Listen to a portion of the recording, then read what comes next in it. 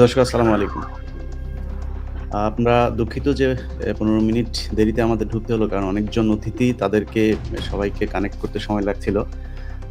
তো আজকে যেমনটি আপনাদেরকে আগে ঘোষণা দেওয়া হয়েছিল যে একটি মেগা টক শো হবে যেখানে এই আন্দোলনে যারা জড়িত ছিলেন, যাদের ভূমিকার কারণে আজকে বিশেষ একটি চক্র বাংলাদেশের ক্ষমতায় বসেছে। যারা ক্ষমতায় গিয়ে তারপরে সবাইকে ভুলে যেয়ে শুধু তিনাদেরকে নিয়ে ব্যস্ত আছেন। যে মানুষগুলোকে ভুলে গিয়েছিলাম আজকে মূলত তারাই আমাদের এখানে থাকবে। ছাত্র প্রতিনিধি। তারপরে এখানে আছেন সেনাবাহিনী থেকে একজন আমাদের মেজর সুমন ভাই আছেন। ছাত্রদলের জয়েন্ট সেক্রেটারি আছেন শিমুল ভাই। ছাত্র শিবিরের জয়েন্ট সেক্রেটারি আছেন। ছাত্র সমন্বয়ক আছেন, একজন আইনজীবী আছেন আমাদের নিউ ইয়র্ক থেকে জনাব শেখ সেলিম। তো আমরা মূলত বিভিন্ন বিষয়ে সমালোচনার পাশাপাশি করণীয় কি আমাদের এই মুহূর্তে দেশের যেই সংকট, সেই সংকট থেকে আমাদেরকে বের হতে হবে। কারণ সবশেষে আমরা সবাই আওয়ামী বিরোধী এবং আওয়ামী লীগ থেকে এই দেশকে মুক্ত করতে হবে। কারণ আওয়ামী লীগ থেকে যদি মুক্ত করা না যায় তাহলে এই দেশ ভারত মুক্ত হতে পারবে না। তো সেই জায়গাটাতে যেহেতু আমাদের সবার রাস্তা একটাই, আমাদের চাওয়ার ধরন হয়তো ভিন্ন ভিন্ন হচ্ছে, সেই চাওয়াটা ঠিক একই জায়গায় নিয়ে আসতে, একই প্ল্যাটফর্মে নিয়ে আসতেই আসলে আমাদের আজকের এই টক শো। আপনারা দেখতে থাকুন। আমরা প্রথমেই আমাদের জুলাই আন্দোলনে দৃষ্টি হারানো একজন ভাইয়ের বক্তব্য শুনে আসবো। নাজবুল ভাই, আপনি খুব সংক্ষেপে, আপনারা দেখছেন অনেক মানুষ তো যেহেতু, তো সবাই চেষ্টা করবেন খুব সংক্ষেপে কথা বলতে এবং আমরা তাহলে সবাইকে সুযোগ দিতে পারবো। নাজবুল ভাই, আপনাকে দিয়ে শুরু করি। আপনার কিভাবে আন্দোলনে কোথায় ছিলেন, কিভাবে চোখ হারালেন, এখন পরিস্থিতি কি, চিকিৎসা ঠিকমতো চলছে কিনা?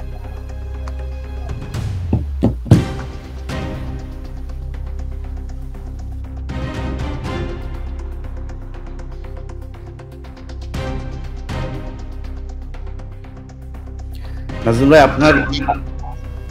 আপনার অডিওটা ঠিক নাই। নাজমুল ভাই, আপনার অডিওটা ঠিক করতে হবে, আর একটু চেক করেন। আমি আবার আপনার কাছে আসব। তার আগে আমি ছাত্র দলের জি এখন ঠিক আছে, জি বলুন।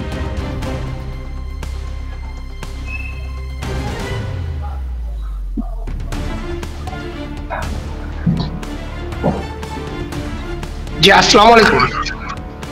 যে আপনার এখানে যদি আরো অন্য কোনো ডিভাইস থাকে যেখানে আমাদের লাইভটা চলছে, সেই ডিভাইসটা একটু বন্ধ করে দেন, তাহলে সাউন্ডটা ভালো হবে। জি জি জি অবশ্যই। আমি একটু 2 মিনিট কথা বলবো। 2 মিনিটের মধ্যে একটা বিষয় বলি। সেই বিষয়টা হচ্ছে যে আমাদের যারা এই ক্ষতিগ্রস্ত করেছে তাদের সর্বপ্রথম বিষয়টা হচ্ছে এটা, আমরা আওয়ামী লীগকে, এই বাংলাদেশের যারা আমাদেরকে হত্যা করেছে এবং কি আমাদের মতো ব্যক্তিদেরকে ক্ষতিগ্রস্ত করেছে, আহত করেছে, তাদের বিচার না করা পর্যন্ত আমাদের নিশ্চয়তা নেই। আমরা হতাশ হয়ে যাচ্ছি। আমি আসলে বলতে চাই যে এরকম কেন, আমরা তো দেশ স্বাধীন করে দিয়ে আজকে রাজনৈতিক ব্যক্তিরা তাদেরকে উপদেষ্টা করেছি, তাদের মধ্যে এত অবহেলা কেন? একটা মানুষের চোখ গিয়েছে, একটা মানুষের হাত গিয়েছে, একটা মানুষের পা গিয়েছে, এর কি কোনো মূল্যায়ন নেই? এটার মূল্যায়ন কি নেই? আমার একটি বিষয়ের কথা, আপনারা এত সংস্কারের কথা বলছেন, আপনারা কোন জায়গাটা সংস্কার করছেন? আমরা সেই সংস্কারের জায়গাটা জানতে চাই যে আমরা কোন জায়গাটা সংস্কার হয়েছে।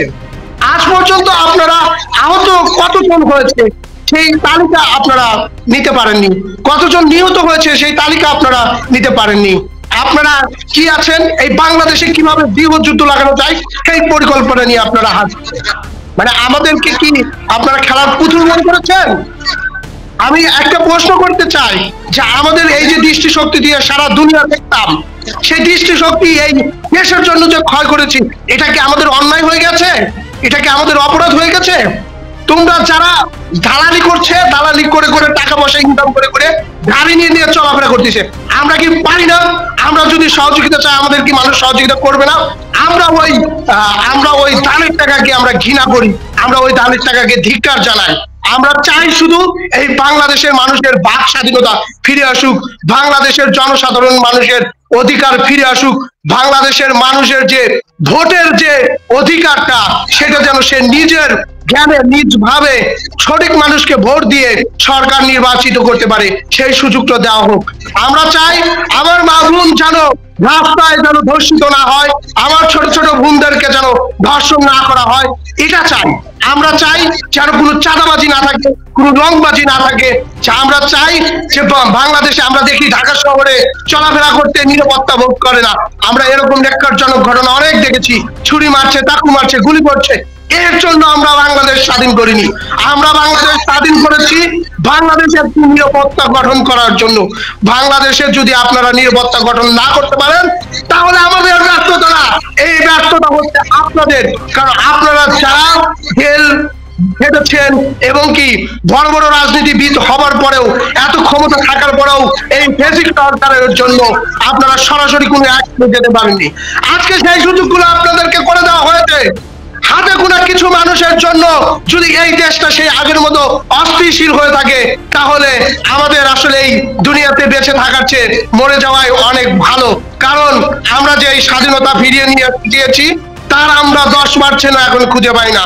আমরা যেদিকে তাকাই সেদিকে অন্ধকার, শুধু কালো কালো কালো। আমরা জানতে চাই কেন এই জায়গাগুলো কালো, কেন এই জায়গাগুলো কালো হচ্ছে, কারা করছে? এটা কি কোনো ইন্ডিয়ার দালাল করছে, নাকি বাংলাদেশের এই আওয়ামী লীগের যশোরদেরকে মানুষ যারা হচ্ছে আপনার হচ্ছে হলোগা প্রোডাকশন দিচ্ছে, তারা কারা? তাদেরকে আমরা দেখতে চাই, তাদেরকে আমরা চিহ্নিত করতে চাই। আমাদের দৃষ্টিশক্তি গেলেও এখনো যুদ্ধ করার সক্ষমতা আছে, আমরা প্রস্তুত আছি। যে নাজমুল ভাই, আপনি আপনার যে চিকিৎসার অবস্থা কি, আপনার চিকিৎসার মানে সব ধরনের সুযোগ সুবিধা পেয়েছেন আপনি? আমি বলি আমার চিকিৎসার বিষয়টা হচ্ছে যে আমার যখন গভর্নমেন্ট থেকে আমি কোন রকম আর্থিক সহযোগিতা নেইনি, আমি এটা ব্যক্তিগত ভেবে নিইনি, ওনারা আমাকে দিতে চেয়েছে কিন্তু আমি ব্যক্তিগত ভাবে নিইনি। তার পিছনেও বিশেষ কিছু কারণ আছে, তো সেই কারণগুলো আমি আজকে উল্লেখ করবো না। তো একটা বিষয় হচ্ছে যে আমার চোখের এখন যে কন্ডিশন, আমার বাম চোখে যে আলোটা আছে সেটা হচ্ছে 0.25, আর ডান চোখে যে আলোটা আছে সেটা হচ্ছে 3.80। এই হচ্ছে আমার চোখের পরিস্থিতি। আমার চীনের একজন ডক্টর দেখছে, আমি ইসলামিয়া চক্ষু হসপিটালে দেখাচ্ছি, উনি মাসে একবার আসে। উনি বলেছেন 65% চোখের আলো ডানটাতে আসার সম্ভাবনা আছে। আল্লাহ তাআলা যদি আমাকে এতটুকু আলো দেয় তাতে আমি খুব আনন্দিত। আমি আশাবাদী যে যদি আমার চোখের কিছুটা আলো নিয়ে আসতে পারি তাহলে বাংলাদেশ ও বাংলাদেশের মানুষের জন্য উন্নয়ন করার চেষ্টা করবো আরো বেশি। তাহলে চিকিৎসা নিয়ে আপনার কোনো অভিযোগ নাই তো সরকারের ব্যাপারে? না, আমার চিকিৎসা নিয়ে আমার সরকারের ব্যাপারে কোনো অভিযোগ নেই। তবে আমার যে সহযোদ্ধা ভাইয়েরা যারা সঠিক চিকিৎসা পাচ্ছে না তাদের জন্য আমার অভিযোগ আছে। তাদেরকে সঠিকভাবে চিকিৎসা দেওয়া হচ্ছে না, সঠিক সময় অপারেশন করা হচ্ছে না, এই বিষয়গুলো নিয়ে প্রত্যেকদিন হোয়াটসঅ্যাপে মেসেজ আসে। আমি আমার জায়গা থেকে প্রায় 3 লাখ টাকার উপরে ওদেরকে অর্থনৈতিক সহযোগিতা করছি। আপনাকে ডাকে এখন, মানে এই যে বিভিন্ন ওরা যে কয়দিন আগে নতুন দল তৈরি করলো, বিভিন্ন সভা সমাবেশ হয়, ডাকে আপনাকে? জি জি ডাকে। আমি আপনাদের এই মিটিং এর আগেও আহত ভাই একটা গ্রুপ মিটিং ছিল, আমি ওখানে অবস্থান করছিলাম, ওদের সাথে মিটিং এ কথা বলতেছিলাম। তো আমাকে যখন এই লিংকটা পাঠানো হয় তখন ওদের মিটিং থেকে বাইরে হয়ে আপনাদের মিটিং এ আমি যোগদান করেছি, ওদের মিটিং এ ছিলাম এতক্ষণ। নাজমুল ভাই, আপনাকে ধন্যবাদ। আপনি সুস্থ থাকুন। হ্যাঁ, ইনশাআল্লাহ আপনার সাথে ভবিষ্যতে আবার কথা হবে। আমরা আপনাদের এই বিষয়গুলো নিয়ে আজকে আলোচনা করছি। আপনার যে কষ্ট, আপনার যে অবজারভেশন এই নতুন বাংলাদেশ নিয়ে, আমরা সেটাই চাই। আমরা আপনাদের এই রক্তের বিনিময়ে যে স্বাধীনতা পেয়েছি সেই স্বাধীনতাটা যেন কোনোভাবেই ধূলিসাৎ হয়ে না যায়, সেই জন্যই আমাদের আজকে আলোচনা। আপনি ভালো থাকেন, ইনশাআল্লাহ আপনি আপনার চোখের দৃষ্টি ফিরে পান, আমরা সেই দোয়াই করি। শাহরিয়ার শিমুল ভাই, আপনার কাছে যাই। আমরা শাহরিয়ার শিমুল ভাই হচ্ছে ছাত্রদলের কেন্দ্রীয় ছাত্রদলের যুগ্ম সাধারণ সম্পাদক, তো জয়েন্ট সেক্রেটারি। তিনি হচ্ছে এখন আমাদের মূলত, মানে সরাসরি বলি শিমুল ভাই, আমরা কারোর প্রতি কোনো রাগ ক্ষোভ কোনো কিছু থেকে না, আপনাদের এবং ছাত্র শিবির, আপনাদের ভেতরে বর্তমানে যেই কোন্দল চলছে এটা বাংলাদেশের মানুষের কাছে অত্যন্ত দৃষ্টিকটু। রাজনৈতিক বিরোধিতা থাকবে, কিন্তু সেই সময়টা আমার মনে হয় একটু আর্লিতে আপনারা শুরু করেছেন। এটা এত তাড়াতাড়ি শুরু করা ঠিক হয় নাই। এখানে কিছুটা দায় আমি যারা এখন সরকারে আছে, ছাত্র সমন্বয়ক, বৈষম্য বিরোধী ছাত্র আন্দোলনের যারা ছিলেন তাদেরও আছে। তারাও আমার মনে হয় আরো বেশি ইনক্লুসিভ হতে পারতো, ছাত্রদল ছাত্র শিবিরকে নিয়ে তাদের এই সরকারটায় পার্টিসিপেশন হতে পারতো। আমার কোশ্চেন হচ্ছে যে আপনারা যে আন্দোলনটা করলেন, এই আন্দোলনে সবাই এক হলেন, আলাদা হয়ে গেছে। জি ইলিয়াস ভাই, আপনাকে অসংখ্য ধন্যবাদ আমাকে আজকের এই অনুষ্ঠানে আমন্ত্রণ করার জন্য। আমি আসলে প্রশ্নটা একটু পেছন থেকে উত্তরটা দিতে চাই।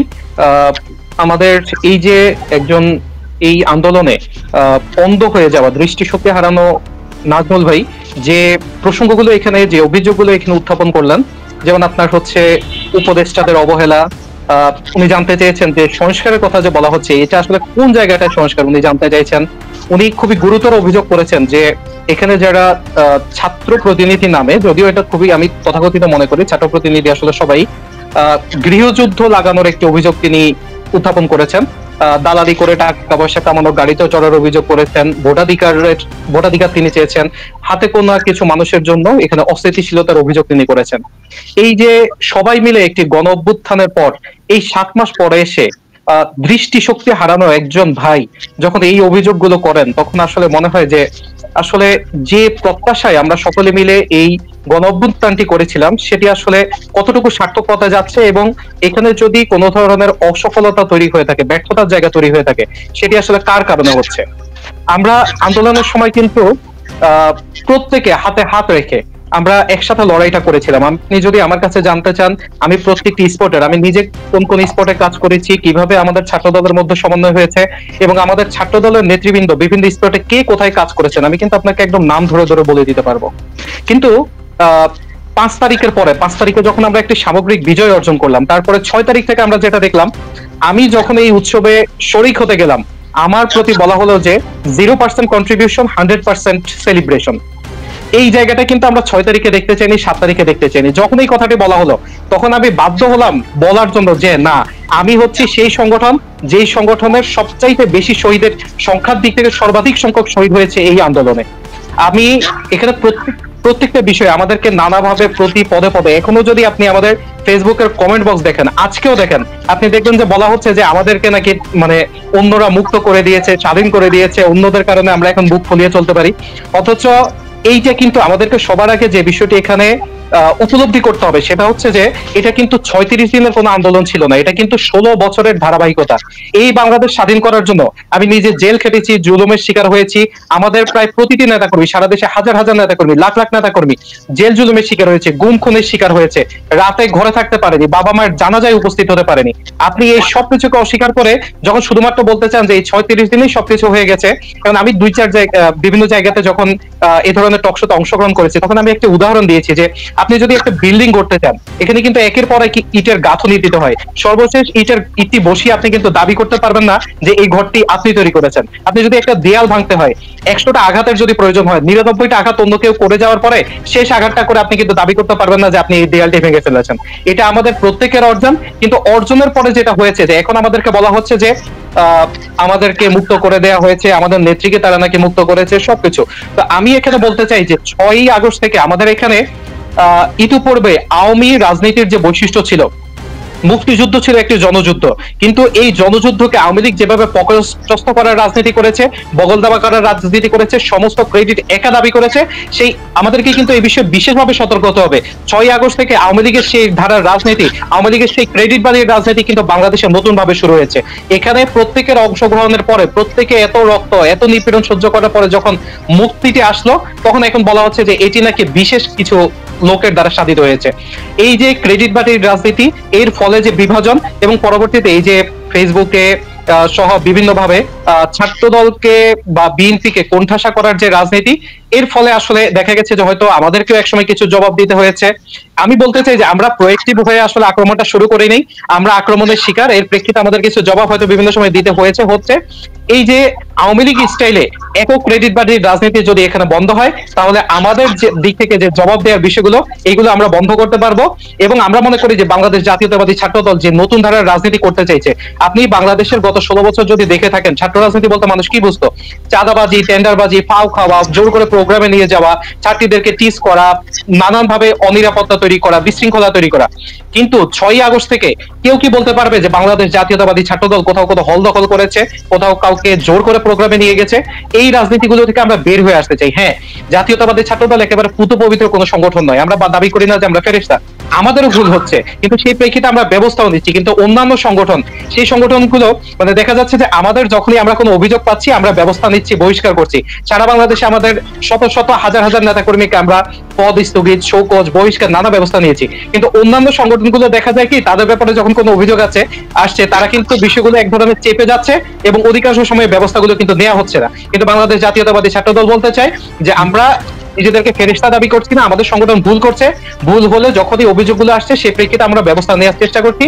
এবং আগামী দিনে আমরা যে নতুন ধারার রাজনীতি তৈরি করার চেষ্টা করছি, এটিতে মানে এটা তো আসলে বাংলাদেশের গত 16 বছর সহ নানান বিষয় এখানে ছিল, নানান অভ্যস্ততা ছিল, ছাত্র রাজনীতি নানান বাস্তবতা ছিল। এখান থেকে বের হয়ে আসতে হয়তো কিছুটা সময় লাগবে, কিন্তু আমরা জাতীয় ঐক্যে বিশ্বাস করি, আমরা সবাইকে নিয়ে চলতে বিশ্বাস করি। এবং আগামী দিনে এখানে যেহেতু ছাত্র রাজনীতির বিভিন্ন জাতীয় নেতৃবৃন্দ উপস্থিত আছেন, তাদের সবার কাছেই আমি ব্যক্তিগতভাবে অনুরোধ করব যে চলুন সবাই মিলে জাতীয় ঐক্যের রাজনীতি করি এবং আওয়ামী লীগ প্রশ্নে সবাই এক থাকি।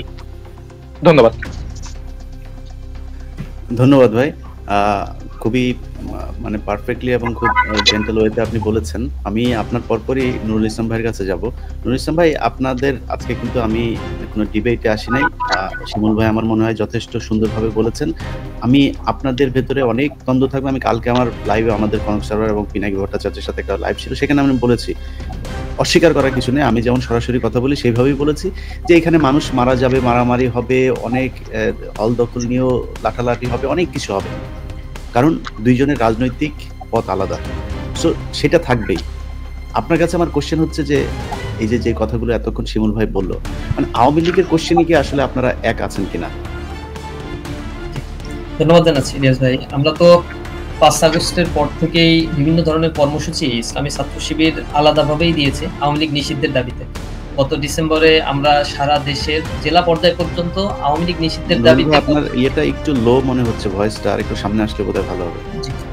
যে আমরা গত ডিসেম্বর জানুয়ারি মাসে আওয়ামী লীগ নিষিদ্ধের বা তাদের বিচারের দাবিতে আমরা কিন্তু এককভাবে কর্মসূচি দিয়েছি। ইসলামী ছাত্র শিবির একেবারে তাদের জেলা পর্যায় পর্যন্ত এই কর্মসূচিগুলো আমরা পালন করেছি। আমাদের মানববন্ধন কর্মসূচি হোক অথবা আমাদের সংবাদ সম্মেলন হোক, প্রত্যেকটি জায়গায় আমরা বলার চেষ্টা করেছি আওয়ামী লীগ এই ফ্যাসিবাদের দোষর যারা রয়েছে এখনো প্রশাসনে, তাদেরকে অপসারণ করা এবং আওয়ামী লীগের বিচারটা নিশ্চিত করা খুবই দরকার। 8 মাস চলে গেল, 7-8 মাস পার হয়ে গেল, অথচ আমরা কার্যকর কোনো উদ্যোগ দেখছি না। আমরা এখন দেখছি যে অন্তর্বর্তীকালীন সরকারের একজন উপদেষ্টা ছিলেন, ছাত্রদের প্রতিনিধি হিসেবে সেখানে গিয়েছেন, নাহিদ ইসলাম। তার কাজের প্রায়োরিটি কোথায় থাকা উচিত ছিল? প্রথমত তার উচিত ছিল আওয়ামী লীগ ফ্যাসিবাদ যে গণহত্যা চালিয়েছে একবার প্রকাশ্য দিবালোকে, যেগুলো মিডিয়ার মাধ্যমে আমাদের কাছে প্রুফ, এটা নিয়ে কাজ করা খুব দ্রুত। আহতদের সুচিকিৎসার ব্যবস্থা করা, একটা ভালো একটা ফোর্স গঠন করে অথবা স্পেশাল একটা কমিটি তৈরি করে এদের ব্যবস্থাগুলো করা দরকার ছিল। নিহত পরিবারগুলো পুনর্বাসন করা, তাদের সহযোগিতা করা, পরিবারগুলোকে দেখভাল করার দরকার ছিল। এই কাজগুলো তারা না করে তারা এই যে সময় ক্ষেপণ করলো, অথবা তারা একেবারে মানে স্বাভাবিক উপদেষ্টাদের মতো করেই তারা কার্যক্রম পরিচালনা করতে গেল, যেটা আমাদের জন্য দুঃখজনক। তারা নিজেদেরকে ছাত্র প্রতিনিধি হিসেবে দাবি করছে, তার মানে ছাত্র প্রতিনিধি হিসেবে তাদের তো এই লায়াবিলিটি গুলো পালন করার দরকার ছিল, সেটা তারা করে নাই। দ্বিতীয়ত হচ্ছে, আপনি জানেন আন্দোলনের সময় বা 36 জুলাই পর্যন্ত দীর্ঘ 1 মাস বা 36 দিন ধরে যে আন্দোলন চলছিল, প্রত্যেকটা ইস্যুতে ছাত্র সংগঠনগুলোর সাথে অংশীদার আরো যারা অংশীজন ছিল তাদের সাথে তারা বসেছে, কর্মসূচিগুলো নির্ধারণ করা হয়েছে, স্পট নির্ধারণ করা, আমরা কোথায় নামবো, কোথায় কিভাবে কর্মসূচিগুলো পালন করা হবে, এক্ষেত্রে পরামর্শ গ্রহণ করা হয়েছে। তো যাদেরকে পরামর্শ নিয়ে এই আন্দোলনের এই যাত্রাটা শুরু করা হলো, অথবা শহীদ তো ছাত্র দলের আছে, ইসলামী ছাত্র শিবিরের আছে, অন্য অন্য কওমি মাদ্রাসার আছে, বা অন্য সকলেরই আছে, কিন্তু সেই জায়গা থেকে 5 আগস্টের পরে তাদের তো ইউটার্ন নিয়ে ফেললো। তারা বললো যে বৈষম্য বিরোধী ছাত্র আন্দোলনে অনেক স্টেক হোল্ডার গুলো রয়েছে, এই স্টেক হোল্ডার গুলো যেহেতু স্ব রাজনৈতিক পরিচয়ে তারা চলে গিয়েছে, সুতরাং এখন যারা রয়েছে তারাই বৈষম্য বিরোধী আন্দোলনে রয়েছে। কিন্তু তারা তো আসলে জেনে শুনেই ছাত্র শিবিরের সাথে যোগাযোগ করতো বা ছাত্র দলের সাথে বা অন্যান্য ছাত্র সংগঠনগুলোর সাথে যোগাযোগ করতো। এটা আমার একটা মানে আক্ষেপের জায়গা যে 5 আগস্ট পরবর্তী না প্রধান উপদেষ্টা কোনোদিন ছাত্র সংগঠনগুলো নিয়ে বসেছে, আন্দোলনের কথাগুলো শুনেছে, এখানে রাজনৈতিক দলগুলোকে নিয়ে একাধিকবার তারা বসেছে, অথচ রাজনৈতিক দলগুলো তাদের সমর্থন ছিল বা তাদের ভূমিকা ছিল, কিন্তু সামনে থেকে যারা নেতৃত্ব দিয়েছে, যাদের শাহাদাতের ঘটনাগুলো ঘটেছে, আহত পঙ্গুত্ব বরণ করেছে যাদের, এই ছাত্র সংগঠনগুলো অথবা ছাত্র প্রতিনিধিদের নিয়ে প্রধান উপদেষ্টা বা তার দপ্তর থেকে বারবার বসে যে এই ছাত্ররা আসলে কিভাবে দেশকে চায়, কোন জায়গাগুলোতে তারা গ্যাপ ফিল করছে, তাদের কথাগুলো শুনে, এটা তো শুনে নাই তারা। রাজপথে দাঁড়িয়েই আমাদেরকে কথাগুলো বলতে হচ্ছে, আমাদের সংবাদ সম্মেলন করেই কথাগুলো বলতে হচ্ছে। যদি এইভাবে তারা হয়তো পলিটিক্যাল ম্যাচুরিটির জায়গা থেকে এই গ্যাপগুলো করেছে, এই জায়গাটা তাদেরকে আরো বেশি পরিশীলিত করার দরকার ছিল। যদি সেটা হতো তাহলে আজকের যে প্রেক্ষাপটগুলো একটার পর একটা তৈরি হচ্ছে, অর্থাৎ প্রত্যেকে তার নিজ নিজ জায়গা থেকে ইন্ডিপেন্ডেন্সি মনে করছে, তার ফিলসফির জায়গা থেকে সে কথাবার্তাগুলো বলছে, এই জায়গাটা আসলে সেভাবে তৈরি হতো না। আমার মনে হয় যে একটা ঐক্যমতের ভিত্তিতে আবার আওয়ামী লীগ ইস্যুতে একতাবদ্ধ হওয়া যেত। এখানে হঠাৎ করেই দেখবেন প্রেসিডেন্টকে অপসারণ নিয়ে একটা কর্মসূচি খুবই অগোছালোভাবে দাবি উত্থাপন করা হলো এবং একটা মেজরিটি পার্সেন্ট মানে একটা বড় পলিটিক্যাল পার্টি সেটাতে অমত করলো এবং সেই আন্দোলন কোনোভাবেই আর টিকলো না। এবং আমরা যে কনস্পাইরেসি গুলো কোথা থেকে হচ্ছে, কিভাবে হচ্ছে, দেশকে আনরেস্ট কিভাবে করা হচ্ছে, এগুলো তো আমরা বুঝতে পারছি। প্রশাসনের প্রত্যেকটা জায়গায় শুরুতে তো সচিবালয়ে সচিব যারা ছিল বা অন্য যারা ছিল তারা তো অফিসই করতো, যখন তারা দেখলো যে না এখানে স্টেবিলিটি আছে বা তাদের আর কোনো প্রবলেম নাই, তখন আস্তে আস্তে আস্তে আস্তে তারা কামব্যাক করেছে। এবং এই সচিবরা তো এখন কাজ করছে, পুলিশ প্রশাসন থেকে শুরু করে যারা দোষী আছে, অপরাধী আছে, তারা তো এখনো পর্যন্ত এখানে বীরদর্পেই কাজ করে যাচ্ছে। সুতরাং তারা গভর্নমেন্টে স্থিতিশীল হতে দিবে না। দেশে যখন সংকট তৈরি হচ্ছে বা আওয়ামী লীগ প্রশ্নে যে পদক্ষেপগুলো নেওয়া দরকার ছিল, সেই জায়গায় যথাযথভাবে পদক্ষেপ নেওয়া তো সম্ভব হচ্ছে। এই সামগ্রিক দুর্বলতার জন্য আমি মনে করি এই ইন্টারিম গভর্নমেন্ট, আসলে গভর্নমেন্টে যারা ছিল তাদের একটা বড় অংশ হয়তো এই আন্দোলনের সময় কিভাবে আন্দোলন পরিচালিত হয়েছে, কিভাবে রক্ত দিয়েছে ছাত্ররা, কিভাবে সাধারণ মানুষগুলো রাস্তায় নেমেছে, এই বিষয়ের প্র্যাকটিক্যাল কতটুকু এক্সপিরিয়েন্স, একটা অংশের তো এই এক্সপিরিয়েন্সের ক্ষেত্রে কিছুটা ঘাটতি রয়েছে। সেই জায়গা থেকে তারা হয়তো আমাদের অন্তরের কথাগুলো ওন করতে পারছে, আমাদের চোখের ভাষাগুলো তারা বুঝতে পারছে যে আমরা আসলে কেমন চাই। আওয়ামী ফ্যাসিবাদের বিরুদ্ধে যারা রাস্তায় দাঁড়িয়েছে তাদের কথাগুলো শুনে আবার জাতিকে ঐক্যবদ্ধ করে একটি সুন্দর বাংলাদেশ গঠন করার জন্য যে প্রয়াসটা, এগুলোর ক্ষেত্রে যথেষ্ট ঘাটতি আমাদের কাছে পরিলক্ষিত হয়েছে বা মনে হচ্ছে। আর কিছু কিছু ক্ষেত্রে তো ছাত্র সংগঠন বা ছাত্র প্রতিনিধি যারা বৈষম্য বিরোধী ছাত্র আন্দোলনে ছিল তারা শুরুতে বলছে এটা কোনো রাজনৈতিক প্ল্যাটফর্ম হবে না, এটা হচ্ছে সবাইকে নিয়ে আমরা কাজ করব। এই বক্তব্যগুলো তারা আমাদের নিয়ে 5 আগস্টের পরে যখনই বসেছে তখনই তারা এই বক্তব্যগুলো রেখেছে। কিন্তু ধীরে ধীরে তাদের ভেতরে এই যে রাজনৈতিক উচ্চাভিলাষিতা যখন তৈরি হলো, তখন তাদের দল গোছানো, তাদের সামনে নির্বাচনের প্রস্তুতি গ্রহণ করা, আনুষঙ্গিক বিষয়গুলোকে প্রায়োরিটি দিতে গিয়ে তারা যেভাবে মানুষের কণ্ঠস্বর হিসেবে কথাগুলো বলার দরকার ছিল সে কথাগুলো তারা আর কন্টিনিউ করতে পারছে না বলে আমরা এখন দেখতে পাচ্ছি। তো সেই ক্ষেত্রে আমাদের বক্তব্য স্পষ্ট, আওয়ামী ফ্যাসিবাদকে আর কোনোভাবে পুনর্বাসন করতে দেয়া যাবে না। এখানে জাতীয় পার্টি কথা বলছে, আমরা তো 15 বছর দেখেছি তারা কি ভূমিকা রেখেছে। জাতীয় পার্টি এই স্বৈরাচারকে পুনর্বাসন করছে আওয়ামী লীগ, আর আওয়ামী লীগের সকল অপকর্মর বৈধতা সংসদে থেকে শুরু করে সর্বক্ষেত্রে তারা দিয়েছে। ভারত থেকে তারা এসে বলে ভারত কথা বলতে না দিলে আমরা আসলে কোনো কথা বলবো না। এভাবে করে করে একটা রাষ্ট্রকে অকার্যকর তারা করেছে। এখনো পর্যন্ত তারা দেশে আছে এবং দেশে থেকে তারা আবার বলছে আওয়ামী লীগকে নিষিদ্ধ করা ঠিক হবে। রাজনৈতিক দলগুলো এই ক্ষেত্রে ঐক্যমতে পৌঁছাতে পারছে না। তো আরেকটা সংকট ঘনীভূত হতে যাচ্ছে বা হচ্ছে। এক্ষেত্রে আবার সাধারণ মানুষ রাস্তায় নেমে আসছে, কিন্তু বারংবার তো সাধারণ মানুষ বা ছাত্র জনতা তাদের একাডেমিক লেখাপড়ার ক্ষতি করে দেশের আনস্টেবিলিটি নিয়ে তৈরি করে তারা রাস্তায় নেমে আন্দোলনগুলো সবসময় করবেন। এই একটা বিপ্লবের পরবর্তীতে এই বিপ্লবটা যদি হাতছাড়া হয়ে যায়, বিপ্লবের কার্যকর উদ্যোগগুলো যখন গ্রহণ করা হয় না, এই লায়াবিলিটি বিপ্লবের সাথে যারা ছিল সকল স্টেক হোল্ডারদের উপরেই বর্তায়। আর এই বিপ্লবকে ধারণ করে যারা ক্ষমতা পাওয়ার এক্সারসাইজের কাছে যায় তারা কখনোই এর দায়টা এড়াতে পারবে না। 8 মাস পরে এসে এনসিপি বা যে সংগঠনটা এখন নতুন তৈরি হয়েছে বৈষম্য বিরোধী ছাত্র আন্দোলন থেকে, এই এনসিপি 8 মাস পরে এসে এখন কর্মসূচি দিচ্ছে। এই এনসিপি 8 মাস পরে কর্মসূচি দিয়ে আওয়ামী লীগের বিচারের দাবি নিষিদ্ধ করার কথা বলছে, অথচ এখানে প্রধান তিনি তো সরকারেই ছিলেন। তো সরকারে থাকতে এই 3 উপদেষ্টা কি ধরনের কর্মসূচি গ্রহণ করেছে, যে কর্মসূচির মধ্য দিয়ে আমরা আসলে আশ্বস্ত হতে পারবো যে আওয়ামী লীগের বিচারটা হবে, সামনে নির্বাচনের আগেই এটা নিশ্চিত করা সম্ভব হবে। আওয়ামী লীগ যদি আবার পুনর্বাসিত হয়, আবার আসে, বিএনপির যত ক্ষতি করেছে, জামাতের যত ক্ষতি করেছে, আমাদের ছাত্র সংগঠন ছাত্র শিবিরের যত ক্ষতি করেছে, এগুলো তারা আবার করবে, কারণ তারা দেখেছে তাদের বিরুদ্ধে কারা রাস্তায় নেমেছে, কারা জীবন দিয়েছে, সুতরাং তারা প্রত্যেকটার হিসাবই নিবে।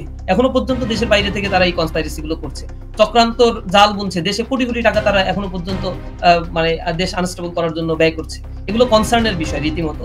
এই ব্যাপারে যদি আমরা এখনো পর্যন্ত চেতনার দিক থেকে ঐক্যমত না হতে পারি, চিন্তার দিক থেকে এখনো রাজনৈতিক দলগুলো যদি তারা নিজেদের সাময়িক ফায়দা হাসিলের জন্য চেষ্টা করে, তাহলে দেশটা তো আবার সেই সংকটের দিকেই যাবে। নুরুল ইসলাম ভাই, আমরা সেই সংকটে যেতে চাই না, ইনশাআল্লাহ এর করণীয় নিয়ে আমরা আলোচনা করব। আমরা আরেকবারই করবো। আমি 2-3 জনকে একটু ছেড়ে দিতে চাই। এর মধ্যে আমাদের নুরুল ইসলাম ভাই সারাদিন রোজা ছিলেন, তারাবি পড়েছেন এবং উনি খুবই 100% প্র্যাকটিসিং একজন মুসলিম। আর নুরুল ইসলাম ভাইয়ের আরেকটা হচ্ছে যে আমি বাংলাদেশের আলেম সমাজ, অনেক বড় বড় আলেম আছে যারা গলা টলা ফাটায় মাইক টাইক ভেঙে ফেলে, এরকম অনেক আলেম কালেম আমরা দেখেছি, কিন্তু কাজের বেলায় মাঠে কোনো কিছু করেন না। এমনকি যেই মানুষজনের সাথে একসাথে জেলখানায় থেকে এসছেন সেই মানুষগুলোর খোঁজও তারা নেয় না। এরকম লোকেরও সন্ধান পেয়েছে যে হুজুরের পা টিপা দিত, হুজুর পানি এনে দিত, সেই ব্যক্তিটার বের হওয়ার জন্য তারা এখন কথা বলে না, তারা এখন শুধু ওয়াচ করে আর করে, এই পর্যন্তই শেষ, কার্যকর কোনো পদক্ষেপ নেন না। যাক, নুরুল ইসলাম ভাই, আপনার কাছ থেকে আমরা যে জিনিসটা শুনতে চাই, এখন পর্যন্ত কি পরিমাণে মানুষ আমাদের জেলখানায় আছেন এবং তাদের ছাড়ানোর ক্ষেত্রে কি কি সমস্যা আপনি ফেস করছেন? আলহামদুলিল্লাহ, আমার কাছে আমার হাতে প্রায় মামলা আছে 100-র উপরে, আমার নিজের হাতের মধ্যে।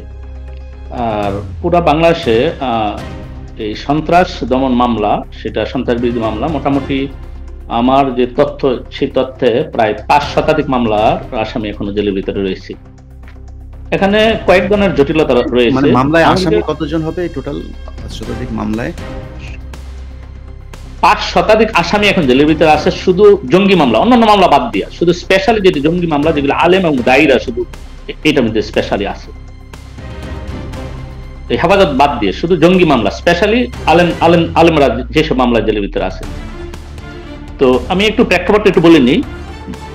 তো আমাদের প্রথম যে হামলাটা হয়েছিল আপনার জেএনবি মামলা, এরপরে যতগুলি আপনার জঙ্গি মামলা যাদেরকে আটক করা হয়েছে, আমাদের তথ্য বিশ্লেষণে দেখা যাচ্ছে যে এই একটা মামলার মধ্যে আলেম যাদের ধরেছে তারা এটার সাথে জড়িত না।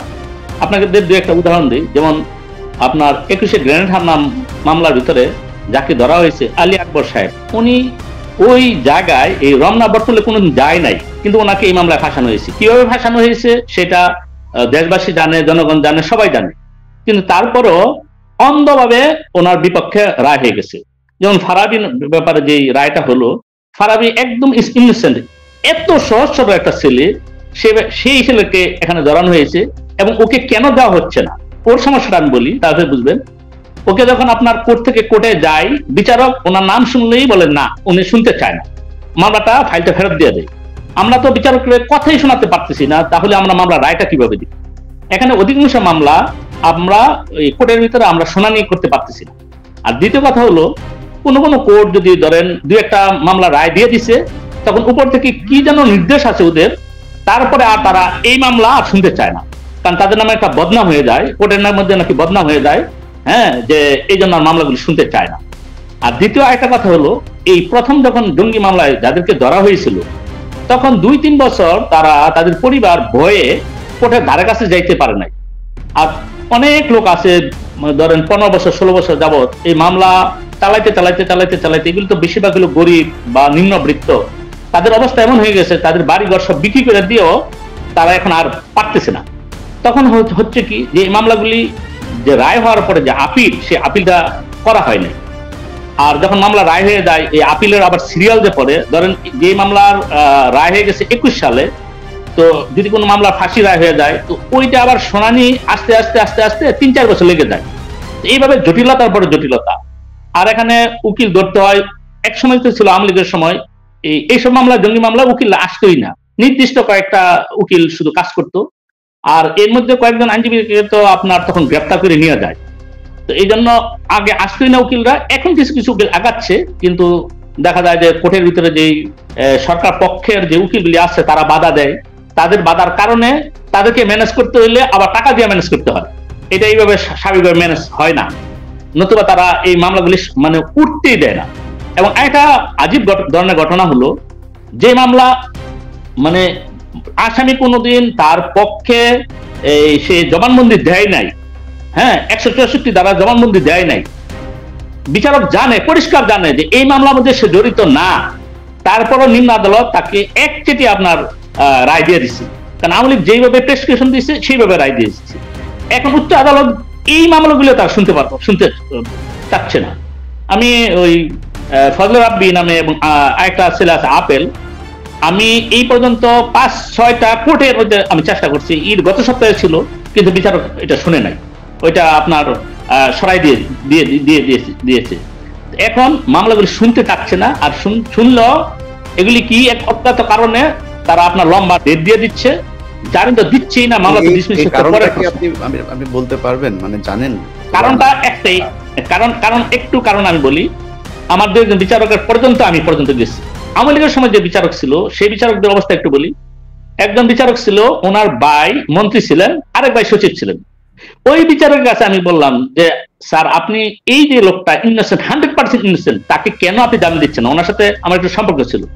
পরে বলতেছে যে ভাই, আপনি তো আসছেন তার জামিনের জন্য, কিন্তু আপনি জানেন যে আমার শত্রু কি? আমি তো এখানে বিচারক, আমার শত্রু কি আমি জানি না। যে আমার যে যারা কাজ করতেছে, আমার যে মানে যে চাবানাই দিচ্ছে, সে কি আমার শত্রু কিনা জানি না। আমাদের উপরে এমন প্রেশার আছে সরকারের পক্ষ থেকে, যাতে এই মামলাগুলিতে কেউ কোনো